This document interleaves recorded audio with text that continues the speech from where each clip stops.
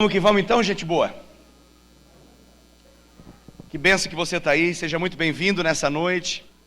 Nós queremos dar sequência naquilo que nós temos meditado, refletido, estudado aqui nesse lugar a respeito dos dons do Espírito Santo. Então, peço que você coloque sua atenção, nós temos meia hora para poder ministrar, então preciso que você coloque toda a sua atenção na palavra.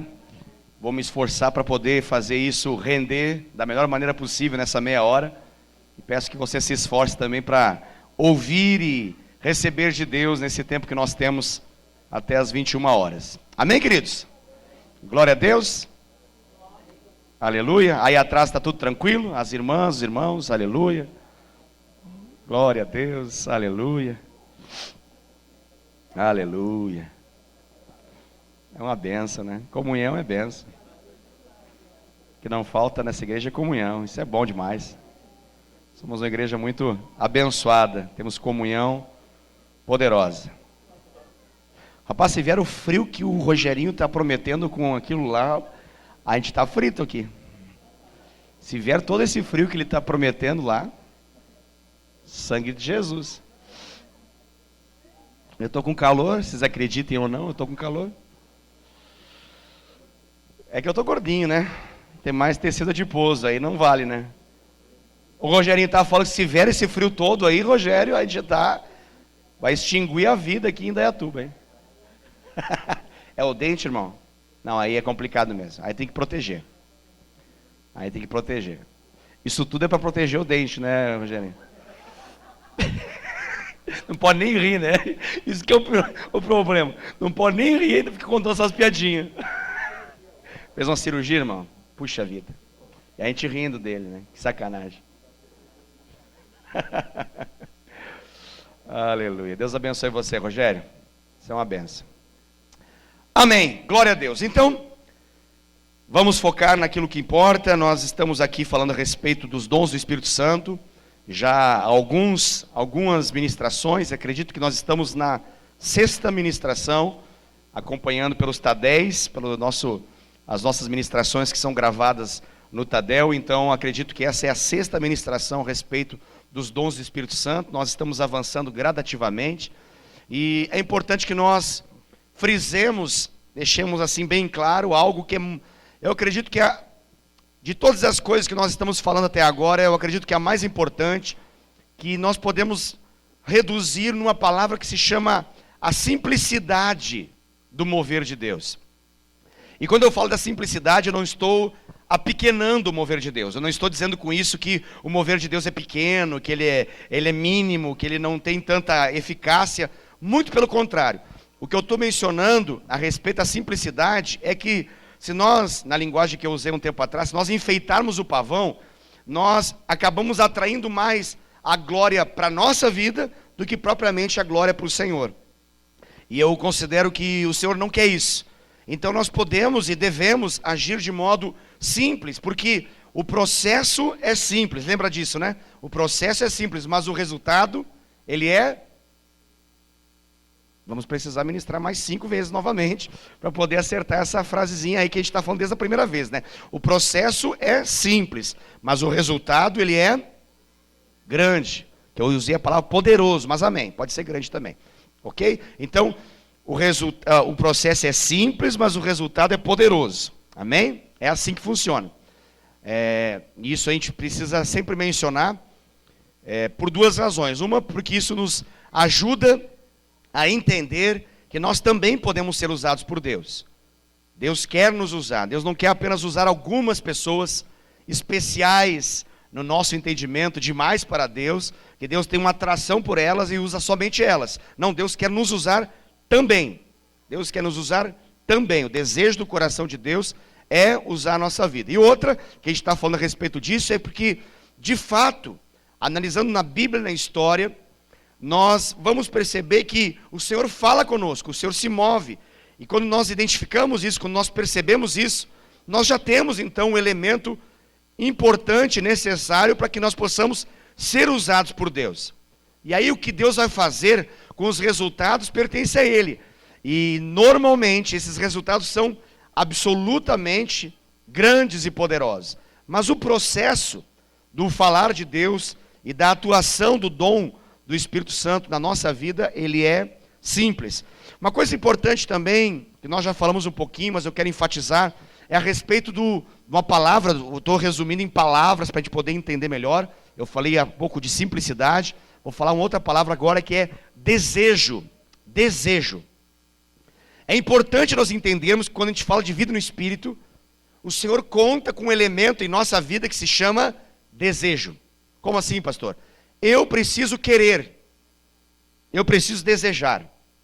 Funciona basicamente assim. Se eu não quiser, Deus não vai me obrigar.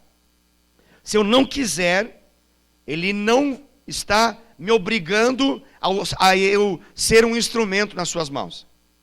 Ok? Ah, mas Deus pode usar quem Ele quer, a hora que Ele quiser, do modo como Ele quer. É verdade, isso é a soberania de Deus. Mas a soberania de Deus pode fazer com que uma pessoa, mesmo sem querer, possa ser usada por Deus uma vez. Mas fazer dele um profeta, fazer dele um ministro de Deus, não. Deus, ele vai entrar em diálogo conosco, ele vai entrar em convencimento conosco.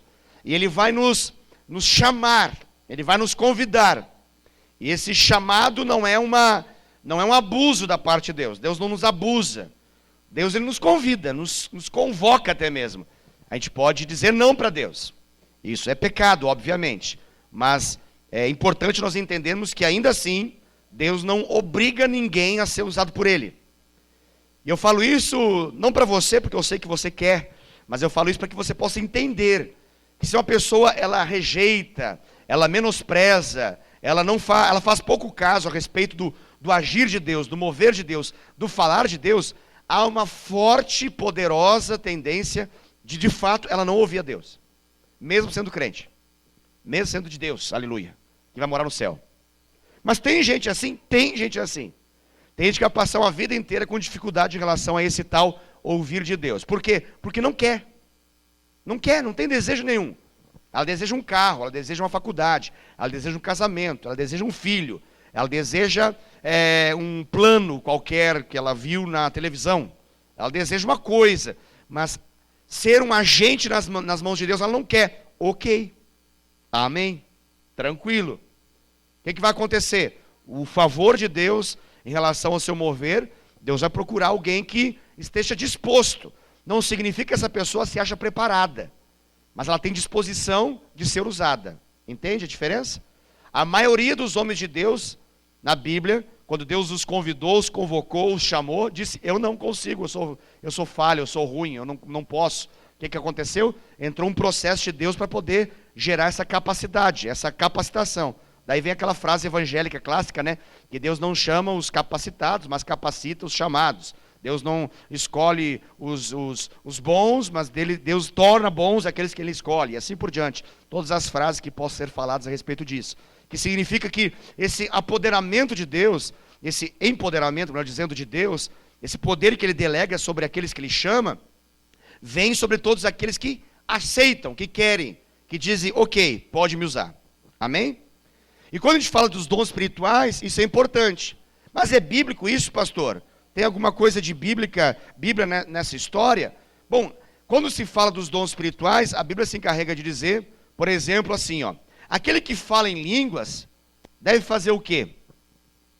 Quando o apóstolo Paulo fala em relação aos dons espirituais, ele fala a respeito de uma realidade que é o orar em línguas, ok? Ele fala a respeito da importância de orar em línguas, ele fala da oração em línguas como um elemento de abençoar a si mesmo. Aquele que ora em línguas ora de fato, aquele que ora em línguas ele ora uma oração perfeita, aquele que ora em línguas edifica a si mesmo, glória a Deus, aleluia.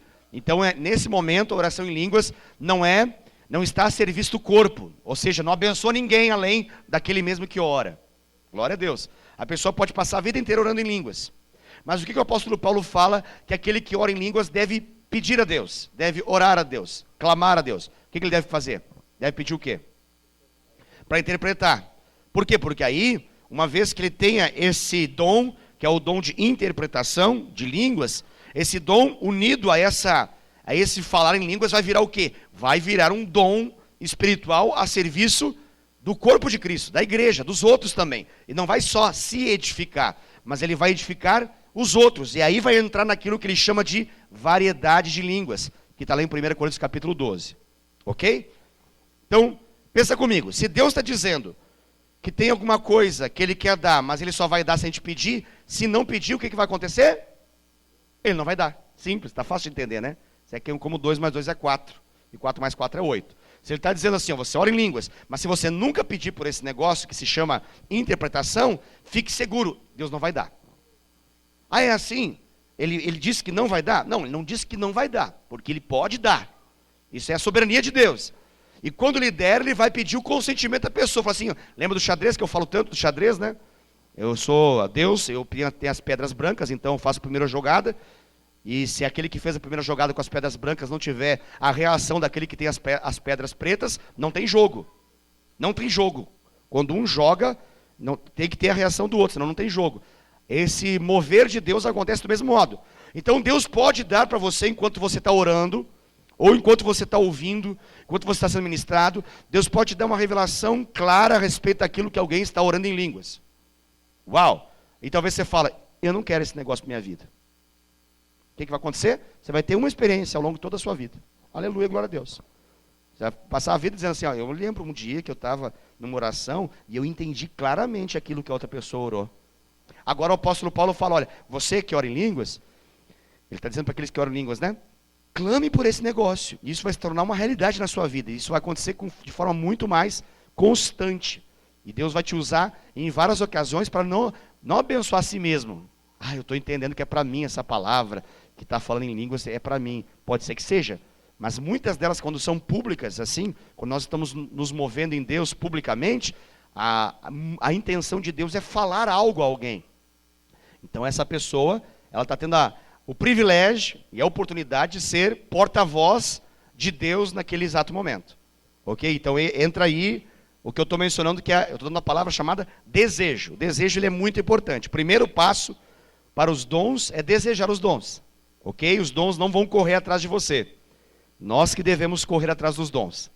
Funciona assim. Mas não estou entendendo, pastor. Deus não pode dar assim. O batismo no Espírito Santo, até para quem não pediu, ele deu. Tem pessoas que estavam lá e eles perguntaram, vocês ouviram falar do Espírito Santo? Eles disseram, não, a gente não ouviu. Ah, então vamos orar. Ele estava orando e caiu sobre eles o Espírito. Não fala assim, e eles ficaram buscando, clamando, jejuando, pedindo, e então veio. Tem momentos que a Bíblia fala que eles ficaram clamando, buscando, pedindo e veio. E tem momentos que eles foram surpreendidos por uma queda do Espírito Santo sobre a vida deles, sem eles pedir. Agora, dons para servir a Deus, nos parece que envolve também pedido, desejo envolvido. Envolve falar com o Senhor em relação a isso. Então essa busca espiritual, que obviamente através da oração que é feita, ela vai render frutos, ela vai render resultados em relação aos dons. É por isso que o apóstolo Paulo fala em relação, por exemplo, à interpretação de línguas. Então, funciona basicamente o seguinte, o desejo me leva a orar e Deus se encarrega de dar. Basicamente essa lógica. Ok? Temos falado também, eu já falei de simplicidade nessa noite, falei mais do que? Falei de simplicidade, falei de desejo, obrigado. E agora vamos para o terceiro elemento. Estou dando palavras para ficar bem fácil, para ninguém falar. Falou uma frase muito, muito difícil, por isso eu não gravei. Então eu falei nessa noite de simplicidade, e eu falei também de desejo. E agora vamos falar de uma terceira palavra. Na verdade, agora não posso ser uma palavra, pode ser línguas. Mas vamos explorar isso como uma oração em línguas. A gente já tem falado desde a primeira noite, primeira ministração, que um caminho para o avivamento pessoal e um caminho para o avivamento coletivo se chama oração em línguas. A oração em línguas ela é poderosíssima. Ok? Então, traduzindo isso para uma palavra só, línguas. Ok? Orar em línguas é um caminho poderoso. É como uma chave que abre as portas do poder de Deus. É o Wesley que está falando isso? Não, você pode ler em todos os avivalistas. Tem uns que escreveram assim especificamente sobre isso. Das gerações passadas e da geração presente. Fala assim, o poder da oração em línguas. Orar em línguas, a linguagem sobrenatural de oração. E assim vai. Na história passada e na história presente, homens e mulheres também. Madame Guyon, por exemplo, falava muito a respeito disso. Catherine Kuhlman falava muito sobre isso. Pessoas que no passado disseram, oração em línguas abre os mistérios da glória de Deus. Nos coloca no centro daquilo que Deus quer fazer através de forma sobrenatural. Então, orar em línguas é um caminho que é sobremodo excelente. Ah, mas eu não estou entendendo. Invista nesse negócio. Faça até que você comece a descobrir os resultados disso. Às vezes leva um tempo, para alguns é menos, para outros é mais, mas talvez a impaciência de alguns vai fazer que seja mais, a facilidade da entrega de outros vai fazer que seja menos. Aí é cada coração e a maneira como Deus conhece a nossa realidade de busca e aquilo que precisa tratar em nossa vida. Mas em algum momento, rompe. Em algum momento faz... Literalmente é... E aí quando você vê, você está tendo revelações em outros dons que você nem imaginava, que só passaram a acontecer por meio da ativação desse negócio chamado falar em línguas. Falar em línguas. Eu já tenho dito, mas repito, nesse minuto que nós temos, que normalmente quando eu vou orar por alguém, às vezes sou pego de surpresa. Pastor, ora por isso. Amém. A gente ora. Mas quando eu não sou pego de surpresa, eu tenho pelo menos 5 minutos antes, que às vezes eu tenho 5 minutos de deslocamento do carro da minha casa ou da igreja até o lugar onde eu vou.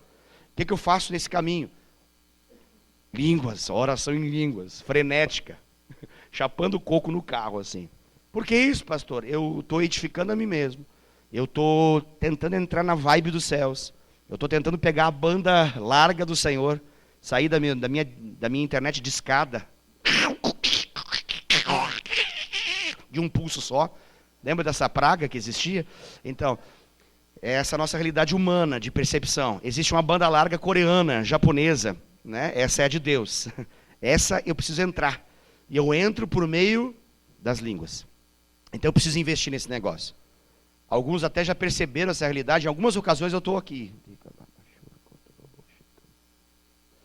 Se você for atento, você vai perceber que sempre antes de uma pregação eu comigo mesmo e o Senhor, estou sempre aqui. O que está fazendo? Eu só estou tentando entrar nessa banda larga. Só. Porque eu sei que não depende da minha performance, não depende da minha capacidade de oratória, de convencimento humano. Na verdade, se for isso, dura uma noite.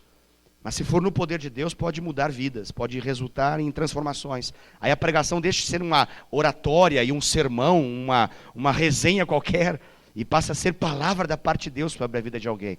Eu preciso disso.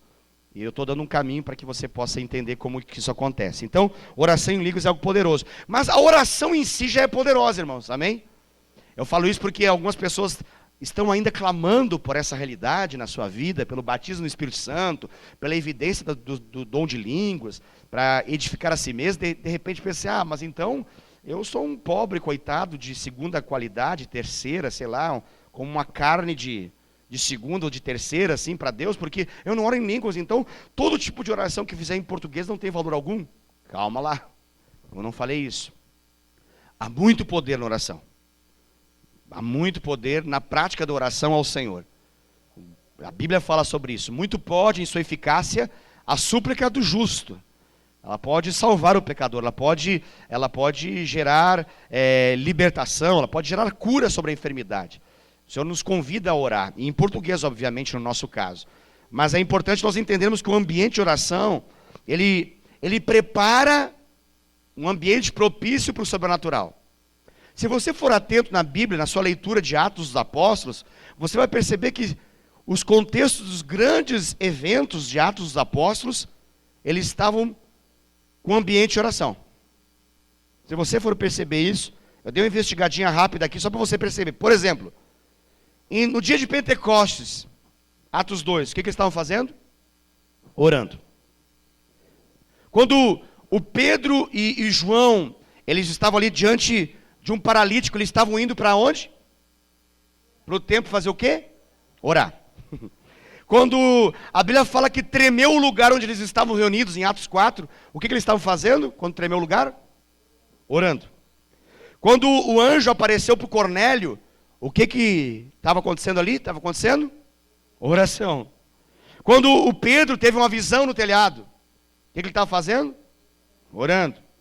Quando Jesus apareceu para Paulo no templo, o que ele estava fazendo? Orando. Ou seja, para resumir a história toda aqui que eu coloquei, o ambiente de oração, ele prepara para a qualquer momento acontecer uma manifestação do sobrenatural. Por isso que alguém, em algum lugar do mundo, falou: pouca oração, pouco poder. Muita oração, muito poder. Nenhuma oração, nenhum poder.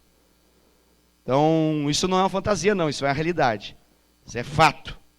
E eu não estou falando de reza, não estou falando de oração forçada, aquela oração legalista, aquela oração religiosa, que tem que fazer, porque... Não, eu estou falando de oração como o ar que se respira, como devoção pessoal. Estou falando de oração como o prazer do meu espírito, o desejo mais nobre da minha vida, do meu ser interior. Eu estou falando dessa oração. Não estou falando de oração que me disseram que eu tenho que ir, senão eu vou perder o cargo. Não, eu estou falando da oração que eu entendi. É que assim como eu como e por isso eu fico de pé, se eu não comer eu morro, a mesma coisa, se eu não orar eu morro. Eu morro espiritualmente primeiro, para depois ter outros tipos de morte, física e espiritual ao final. Então, e eterna ao final. Então, é importante nós entendermos isso. Só que, uma coisa importante em relação ao mover de Deus. Vou dar um registro assim para você entender, porque isso é realidade na vida de 99,99% das pessoas, na história e na atualidade. O mover de Deus, ele é semelhante a um rio, aquele que o profeta teve aquela experiência e narrou, que a gente canta, né, na música Águas Profundas, do David Keelan, né? Você lembra bem, porque a música nos ajuda a relembrar a própria palavra de Deus.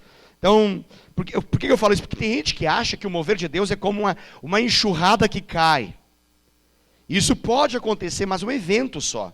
O mover de Deus permanente na vida de um homem ou de uma mulher de Deus ao longo de toda a sua vida, ele não pode ser simplesmente como uma nuvem que fica em cima e de repente dá um raio e cai a água. Não, ele é uma construção. E ela vai depender muito do quanto que eu estou disposto a caminhar nisso. O quanto que eu estou disposto a me encher. Então eu estou querendo dizer que o mover de Deus não é uma enchente, que do nada chega e a gente fica apavorado. Ele é um rio que eu tenho percepção e eu vou avançando até que eu perca o controle. É isso. Agora acertei o que eu queria falar. Então não é um enchente que chega e eu fico, ai meu Deus do céu, não sei o que eu faço. É um rio que molha os meus pés, que se apodera dos meus tornozelos, dos meus calcanhares, e eu tenho a percepção que há mais. E aí um anjo mede e fala, olha, medi tanto e você chegou nesse nível, mas há mais. Aí eu avanço um pouco mais, ele me toma, né, pela mão e eu vou avançando, e ele mede a minha estatura no mover de Deus, e eu tenho a percepção de, uou, agora já não está nos calcanhares, nos tornozelos, agora alcançou os joelhos, mas eu sei que há mais, e eu quero mais, eu vou buscar mais, eu vou me entregar mais, eu vou ser mais sensível, então eu vou avançando. Chega um momento que essas águas de Deus, elas estão tocando os meus lombos, né? E a minha cintura que seja, eu consigo, eu percebo que já tem uma certa densidade essa água, ela já não está tão fácil assim. Quando eu estou molhando os pés, eu dou um chutinho, eu posso tirar a hora que eu quero, mas agora, mesmo que eu queira dar um pulo, a água já está na cintura, a água já me pega mais, eu já tenho mais densidade no mover de Deus, eu tenho mais expertise no mover de Deus, eu já tenho mais know-how naquilo que eu posso dizer assim, isso é de Deus, isso é água de Deus, isso vem do trono do Senhor, isso é água dele, não é produção da terra, isso é do Senhor. Isso vai gerando um desejo, lembra da palavrinha? E na simplicidade que eu vou caminhando, né? Não é algo assim, e de repente me pega e me joga em alto mar, não, é gradativo. Essa simplicidade dos passos que eu dou, diante da revelação que eu recebo, me faz caminhar em obediência ao Deus que me chama para algo mais profundo. E aí eu utilizo daquela segunda palavrinha que eu falei dessa noite, que é desejo, eu quero. Ele não está me puxando, eu não estou sendo estuprado, eu não estou sendo abusado. Ele está me conduzindo e eu estou dizendo, eu desejo, eu quero. Eu sei que há mais e eu quero mais. Chega um momento que essa água ela começa a me tomar. E aí a Bíblia fala que chega um momento que ele está nadando, né? Essa cena é maravilhosa, porque chega um momento, irmãos, que a água, não é nós que temos a água, é a água que nos tem. Chega um momento que eu tenho o Espírito, aleluia. E eu fico brigando, não, eu tenho Espírito, não, você não tem Espírito, eu tenho Espírito, não, eu tenho, você não tem. Não, eu cesso com esse negócio, dessa briga teológica de quem tem, o que não tem, como que tem, e se cai para frente, ou cai para trás, ou cai para o lado, e se faz isso, e como que eu... isso é para tornozelo, calcanhar. Mas chega um momento, irmãos, que acabou a discussão. O que tem é Ele, e Ele me tem, e Ele me toma. É aquilo que Paulo lá na frente fala assim, já não sou mais eu quem vivo. Já não sou mais eu. Acabou. Agora é Cristo que vive em mim. E o viver que agora eu tenho, eu não vivo para minha vontade. Minha vontade era morrer, ele fala. Para mim, não tem nenhuma ambição humana. Se eu morresse agora, estaria feliz. Mas eu sei que tenho algo a cumprir, um propósito a manifestar na terra. Então, é bom que eu fique, que eu não morra ainda, para que esse propósito se manifeste. Porque a minha vida agora é Cristo. E o morrer para mim é lucro. Mas a minha vida é Cristo. E fazê-lo conhecido entre todos, aproveitando todas as oportunidades para Deus. Essa é uma bênção, essa condução de Deus. Mas a gente precisa entender a respeito dessa realidade que Ezequiel nos mostra. De cada vez mais água, a água vai aumentando, o anjo vai medindo, eu vou entendendo, eu vou saindo da superficialidade de uma vida espiritual para uma profundidade de vida espiritual. Isso não me torna arrogante, muito pelo contrário, me torna mais humilde. Isso não me torna senhor de muitos, me torna servo de todos. Isso me torna mais amável, mais dele, mais a cara de Jesus. Eu cresço na mesma medida em que eu me rebaixo mais diante da poderosa mão de Deus. Essa é a realidade. Então, Deus não quer ninguém em águas rasas, amém? Deus quer que todos nós possamos, o destino da sua vida é água profunda. Enquanto a água está dando no pé, você tem controle. Deus quer que você não tenha mais controle. Ele quer ter controle. E para ele ter controle, entendendo que ele é a água, então a água precisa te tomar por completo. Até o momento que não dá mais pé. Enquanto dá o pé, você controla. Quando não dá mais pé, já era, perdeu, morreu. Foi. Ou nada, ou não tem o que fazer. É a única alternativa. Então, eu acredito que o Senhor quer nos levar a essa realidade. De não apenas ter a ideia de que eu tenho o Espírito Santo e vou morar no céu. Mas é Ele que me tem. Por que isso? Porque, vamos falar outra palavrinha então. Profundidade, né? Profundidade é tudo aquilo que o Senhor deseja para a minha vida no Espírito. E a profundidade está ligada a uma outra palavra-chave que é submissão. Eu não vou arrastado. Eu vou dizendo, ok, eu me entrego.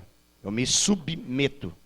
Eu me coloco abaixo da sua missão.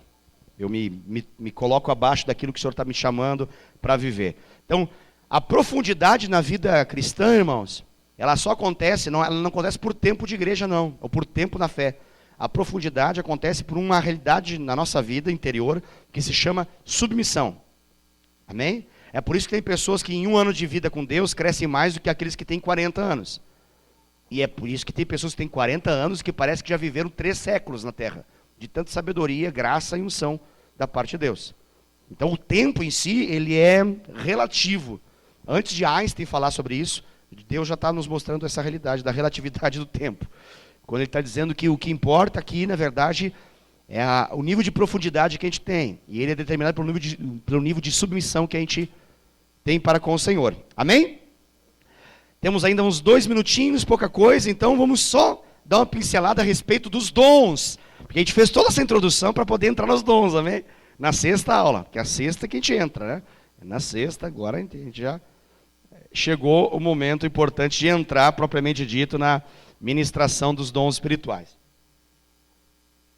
Então, irmãos, você sabe, mas não custa relembrá-lo, de que existem 9 dons do Espírito Santo, registrados ali no livro de 1 Coríntios, capítulo 12, do verso 8 até o verso 10. A gente já falou sobre isso.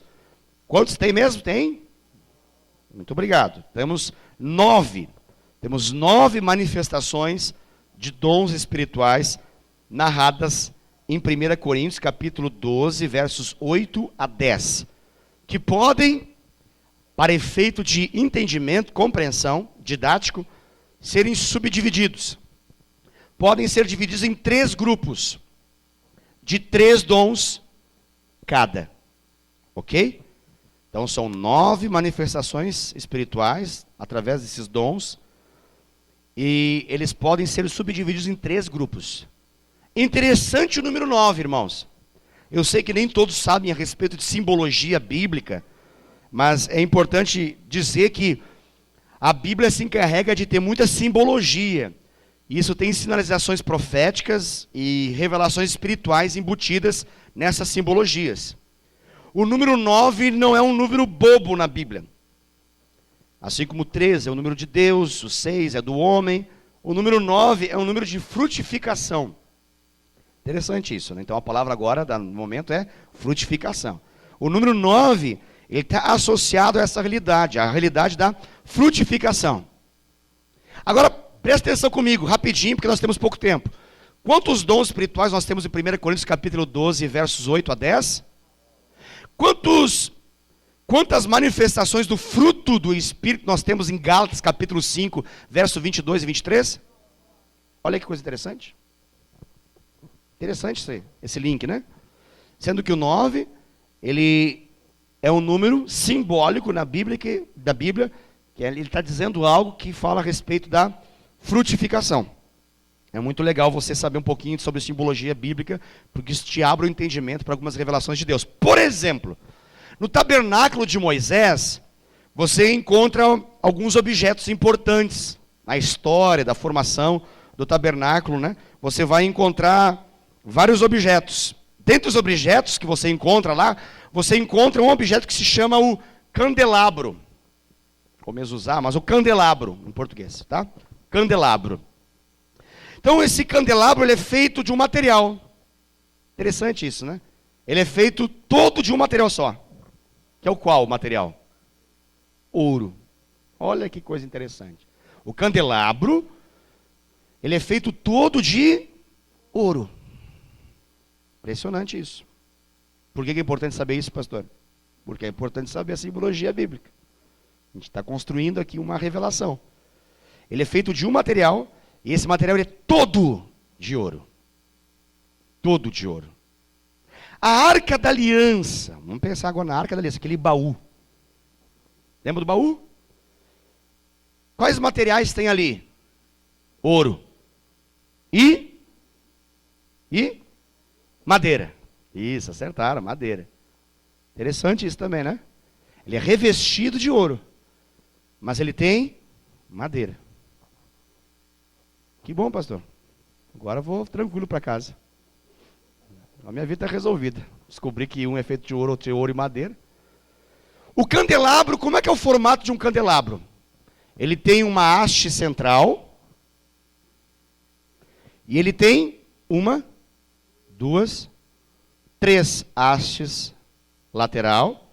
1, 2, 3 hastes do outro lado. Que somando todos vão dar 7 aqui, ok? Então nós temos 1, 2, 3 tubos de conexões, tigre, não, só tubo de conexão. 1, 2, 3. 1, 2, 3. Interessante, né? Ele é feito todo de ouro. O que é a Arca da Aliança? Quando você ouve um pregador falar da Arca da Aliança, ele faz referência à Arca da Aliança em relação ao quê? A Arca da Aliança representa o que na Bíblia? A presença de Deus. Quem manifestou a presença de Deus para a nossa vida? Quem manifestou a presença de Deus para nós? Em Hebreus fala que Jesus, ele é a expressão exata do ser de Deus. O verbo se fez carne e habitou entre nós. Jesus, ele era o quê? Filho de Deus. Filho de Deus. Filho do homem. Lembra da musiquinha? Ele era filho de Deus e também era filho do homem, né? Que me resgatou verdadeiramente. Acho que o Zinho cantava essa música um século atrás aí. Né? Uma música do M12. Conheço essa música. Conheço também o Gilmar Brito que fez essa canção. Pois bem, filho do homem e filho de Deus, né? Como filho de Deus, quando a gente fala que ele é filho de Deus, está dizendo que ele é o quê? Ele é Ele é o quê? Ele é Deus. Quando a gente está falando que ele é filho de Deus, essa expressão, por isso o problema, quando ele fala, sou filho de Deus, todo mundo quer matar ele, porque ele está dizendo, eu sou Deus. Não podia falar um negócio desse. Ele está dizendo, eu sou divino. O que eu tenho na minha vida é divindade. Eu sou Deus encarnado, sou Deus na terra. Mas ele também é filho do homem. O ouro significa o quê? Na Bíblia, Deus. E madeira significa o quê? Humanidade. Olha que coisa linda. A Arca da Aliança tem o quê? A Arca da Aliança é o quê? Hoje nós temos a presença de Deus na nossa vida, mas a presença de Deus, literalmente, por toda a antiga aliança, ela era em função de um negócio chamado Arca da Aliança, que é uma figura do próprio Cristo. A Bíblia fala que ele tabernaculou conosco, ou seja, ele fez casa entre nós. Mas o lugar onde ele habitava antes era na Arca da Aliança. Lá era o lugar da manifestação de Deus. Em meio àqueles querubins ali ele falava.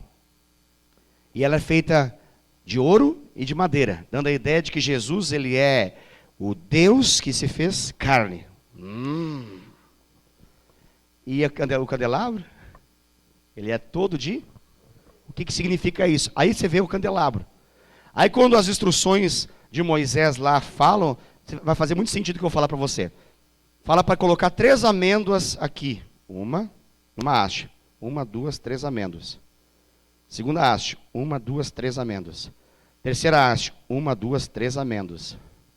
Quantas amêndoas tem aqui? A haste central não tinha amêndoa. Aí vai lá. 1, 2, 3 amêndoas aqui. 1, 2, 3 amêndoas aqui. 1, 2, 3 amêndoas aqui. Quantas amêndoas tinha aqui? Amêndoa significa o quê? Fruto, frutificação. Agora olha que detalhe interessante. Nós temos uma imagem, isso aqui é uma imagem, tá?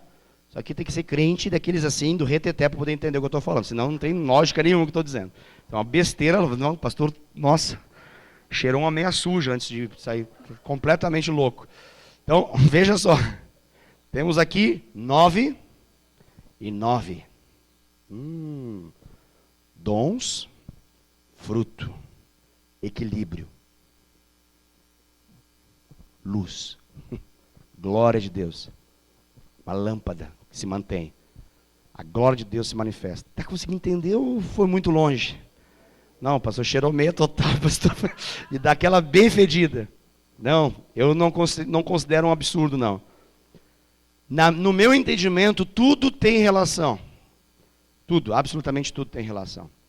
Tudo tem relação. Não é à toa que Deus falou assim, a Arca da Aliança tem que ser feita com tal madeira, depois ela tem que ser revestida de ouro. Isso tem um símbolo que vai se manifestar em Cristo Jesus. Ele é a expressão exata do ser de Deus e se tornou carne entre nós. Não é à toa que isso é todo de ouro. O que está querendo dizer por ser todo de ouro? O que o ouro é mesmo? Então, se o candelabro está falando alguma coisa para nós, de um lado nós temos o que o pastor Wesley falou? Dons. Do outro lado nós temos o fruto. Não fala frutos porque está errado. É o fruto. É no singular. São vários gomos, que nem se abre uma laranja, uma bergamota, uma mexerica, uma poncanha, assim vai. Tá? São vários gomos de um mesmo fruto. Ok? Nós temos 9 manifestações de dons espirituais, nós temos 9 manifestações do fruto do Espírito, nós temos um equilíbrio, mas de que material isso tudo é feito? Significa o quê? Que isso não tem nada do homem. Absolutamente não tem nada a ver com a terra. Isso não vem de mim, não vem de você. Eu não consigo te dar esse negócio. Eu não consigo... eu manifesto isso em função dele na minha vida. E eu só consigo fazer isso porque essa Arca da Aliança veio habitar na minha vida. E esse ouro... Esse precious, my precious, esse precioso Senhor que veio habitar em mim, me tornou extremamente precioso e agora ele pode operar uma obra na minha vida. Amém? Isso é só a introdução para aquilo que a gente vai falar semana que vem a respeito desses dons, para poder entender melhor essa realidade do Espírito, de dons e do fruto. Amém? Vamos ficar de pé e vamos encerrar?